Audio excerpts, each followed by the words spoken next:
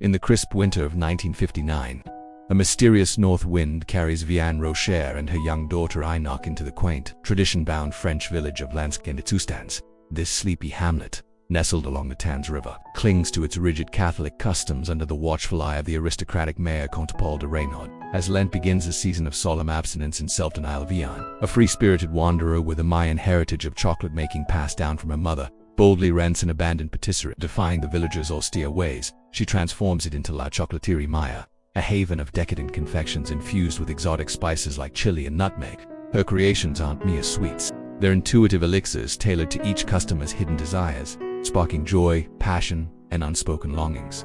Reynaud, a devout widower haunted by his own repressed urges, views Vianne as a dangerous temptress.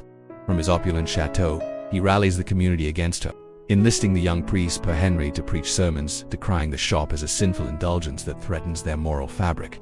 The villagers, clad in somber grays and blacks, initially shunned the vibrant newcomer and her illegitimate child, whispering about her unconventional life: no husband, no roots, and a penchant for red capes that swirl like flames. Yet, cracks appear in the facade. Armande Voisin, Vianne's feisty elderly landlady with a sharp wit and a disdain for hypocrisy, becomes her first ally. Estranged from her prim daughter Caroline Clermont, the village secretary who forbids Armande from seeing her grandson Luc due to her corrupting influence, Armande revels in Vianne's hot chocolate laced with chili, which rekindles her zest for life. Vianne's empathy draws in more outcasts. Josephine Muscat, the downtrodden wife of the brutish cafe owner Serge, seeks refuge after enduring years of abuse. Vianne offers her sanctuary, teaching her to craft pralines and rebuild her shattered confidence. When Serge, egged on by Reynaud's subtle manipulations to reform through church attendance, erupts in violence, Josephine fights back, clonking him with a skillet and fleeing to the chocolatier with Enoch's imaginary kangaroo friend Pantiful as a whimsical witness. Living above the shop, Josephine blossoms, her timid demeanor giving way to laughter and purpose. As spring thaws the landscape, a band of Romany River gypsies docks their colorful barges along the Tans, led by the charismatic guitarist Rue. The villagers, fueled by Reynaud's xenophobic warnings of thievery and immorality, boycott them.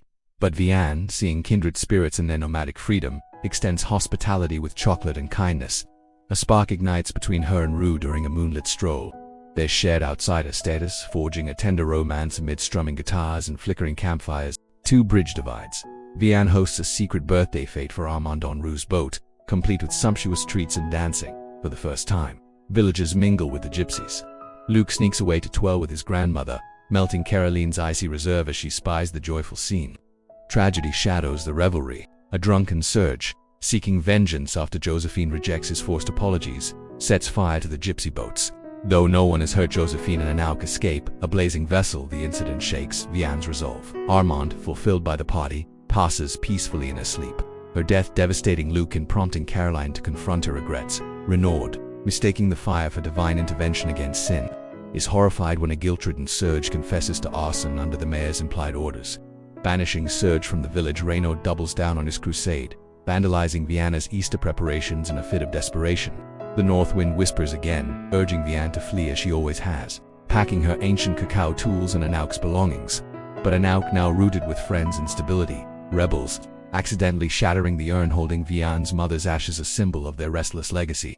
As the ashes scatter, Vianne witnesses the villagers' quiet transformation. They flock to her shop, savoring her chocolates without shame, their faces alight with newfound pleasure. Per Henry, inspired by Vianne's gentle persuasion, defies Reynaud by delivering a sermon on Easter Sunday celebrating humanity's imperfections and the virtue of kindness over austerity. Reynaud's own barriers crumble in the dead of night. Breaking into the chocolatier to destroy the festive window, display a magnificent chocolate sculpture garden, he succumbs to a stray nibble. Overwhelmed by the forbidden ecstasy, he gorges until dawn, weeping in release. Vianne finds him amid the wreckage, offering not judgment but a nourishing drink, fostering his apology and redemption. The Easter Chocolate Festival becomes a triumphant communal feast, blending gypsy music, villager dances, and indulgent treats. Caroline softens toward Reynaud, kindling a budding romance. Josephine takes over Serge's cafe, renaming it Café Armand in honor of her mentor. Narrated by an adult Enoch, the tale reflects on how Vianne's arrival melted the villagers' frozen hearts, teaching tolerance, joy, and the sweetness of embracing life's temptations. Rue returns in summer, his boat heralding a permanent home for the wanderers. Through lush cinematography evoking the sensuality of chocolate itself, and a score blending French accordion with mystical flutes, Chocolat weaves themes of liberation, community, and the clash between tradition and change. Starring Juliette Binoche's luminous Vianne, Johnny Depp's roguish Rue, and Judi Dench's indomitable Armand in a delectable fable of human connection,